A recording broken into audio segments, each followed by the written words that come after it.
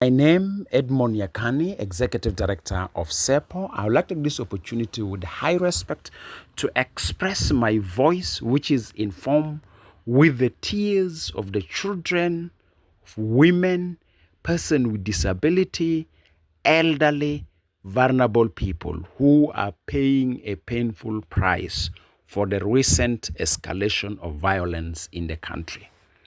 My message to our leaders at your various capacity as peace partners who are tasked to implement the provision of the R access for transitioning our country from instability to stability to listen to us, and our appeal is embrace dialogue as an approach of resolving your political bitterness that you have towards each other as based with the aspects that are associated with the implementation of the R access for transition of the country from violence to peace.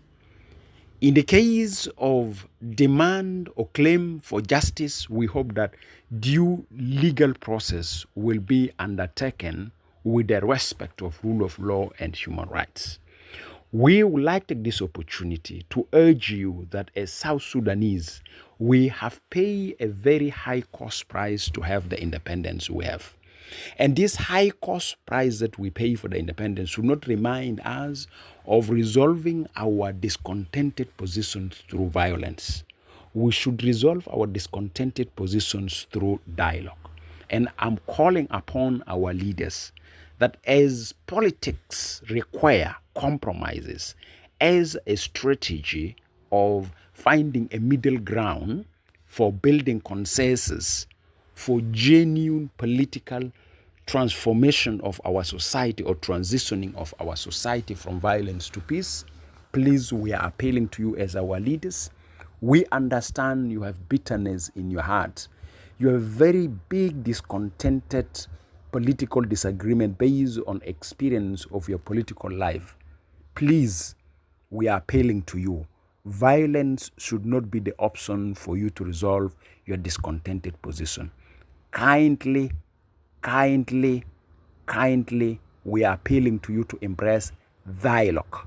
And we hope that this dialogue should be facilitated by our religious leaders who are already proactively engaging in ensuring that you use dialogue as a means of resolving your discontented political positions.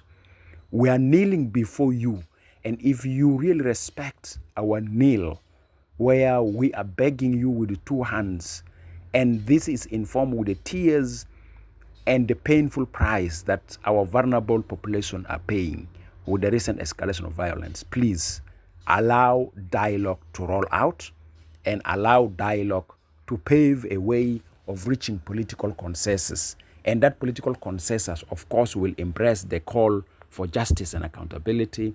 That will also embrace the call for commitment to implement the agreement.